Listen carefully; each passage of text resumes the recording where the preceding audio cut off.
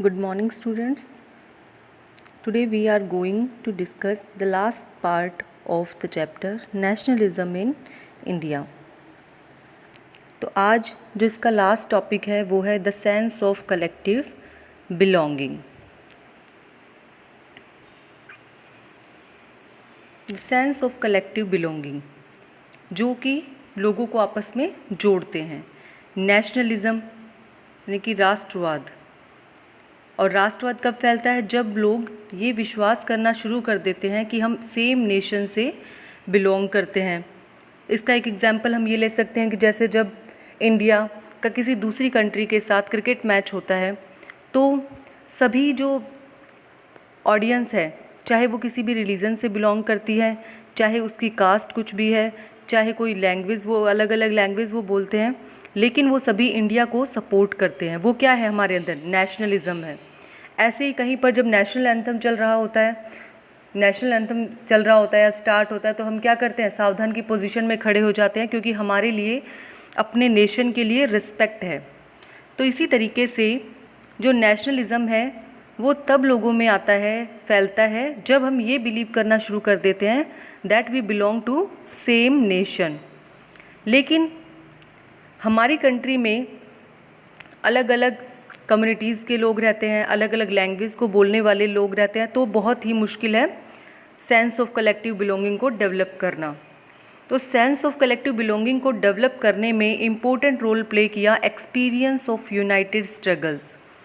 अब United struggles, क्योंकि India पर ब्रिटिशर्स का राज था उस टाइम पर, तो चाहे कोई आदमी, चाहे वो जम्मू कश्मीर में रह रहा है या तमिलनाडु में रह रहा है, लेकिन वो क्या चाहते हैं? फ्रीडम चाहते हैं। और किससे? ब्रिटिशर्स से। तो उनका जो दुश्मन था वो कौन? एक ही था, और इसलिए वो आपस में क्या बन गए? दोस्त बन गए मतलब आपस में यूनाइट हो गए। So this sense of collective belonging came partially through the experience of United struggles. इसके साथ ही कल्चरल प्रोसेसेस ने भी इम्पोर्टेंट रोल प्ले किया लोगों में नेशनलिज्म को स्प्रेड करने में। History and fiction, folklore, songs, popular prints, symbols, इन सभी ने नेशनलिज्म में इम्पोर्टेंट रोल प्ले किया। इसके साथ ही फर्स्ट चैप्टर में हमने पढ़ा था कि जो नेशन है उसको सिंबलाइज कर दिया जाता है एज ए फिगर और इमेज। जैसे जर्मनी में क्या था? जर्मन नेशन को जर्मेनिया का नाम दे दिया गया, एक इमेज बना ली गई। उसी तरीके से जो हमारा नेशन है इंडिया, उसको क्या दिया गया? फीमेल एलिगोरी, और उसकी एक इमेज बना दी गई जिसे क्या नाम दिया गया? भारत माता। और ये इमेज सबसे पहले बंकिम चंद्र चट्टोपाध्याय ने बनाई, और बाद में उन्होंने 1870 में वंदे मातरम लिखा। इसके साथ ही उन्होंने आनंद मठ भी लिखा। Rabindranath Tagore painted his famous image of Bharat माता।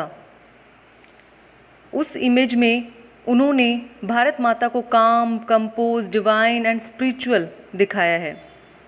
इसके साथ ही ideas of nationalism also develop through a movement to receive Indian folklore, and in late 19th century India nationalists began recording folk tales sung by bards, and they टूड village together folk songs and legends. यानी कि जो हमारे traditions हैं, जो हमारा culture है, folk tales, फोक lores, अब इनके माध्यम से जो इंडियंस थे उनको यूनाइट करने की कोशिश की गई। इसके साथ ही बंगाल में रविंद्रनाथ टैगोर ने बैलेड्स, नर्सरी राइम्स, मिथ्स, इन सबको क्या किया? कलेक्ट करना स्टार्ट कर दिया। इसके साथ ही as the national movement developed, nationalist leaders became more and more aware of such icons and symbols in unifying people and inspiring in them a feeling of nationalism. तो इस तरीके से चाहे भारत माता की इमेज हो, चाहे फोक टेल्स हो, चाहे हमारा कल्चर हो, जो हमारे नेशनलिस्ट लीडर्स थे उन्होंने इन सभी सिंबल्स का यूज़ किया लोगों को जोड़ने के लिए और सेंस ऑफ कलेक्टिव बिलोंगिंग को डेवलप करने के लिए। इसके साथ ही स्वदेशी मूवमेंट में बंगाल में एक ट्राई कलर फ्लैग, जिसमें कौन से 3 कलर थे, red, green and yellow, design किया गया। इसमें 8 लोटस थे जो रिप्रेजेंट करते थे 8 provinces of British India, and a crescent moon जो किसको रिप्रेजेंट करता था, हिंदूज एंड मुस्लिम्स को। इसके साथ ही 1921 में गांधी जी ने एक स्वराज फ्लैग को डिज़ाइन किया और वो भी क्या था, ट्राई कलर था। उसमें कौन से 3 कलर थे, red, green and white, and had a spinning wheel in the centre, जो किसको रिप्रेजेंट करता था, Gandhian ideal of self help. Another means of creating a feeling of nationalism was through reinterpretation of history, कि history को एक नए तरीके से एक्सप्लेन करना।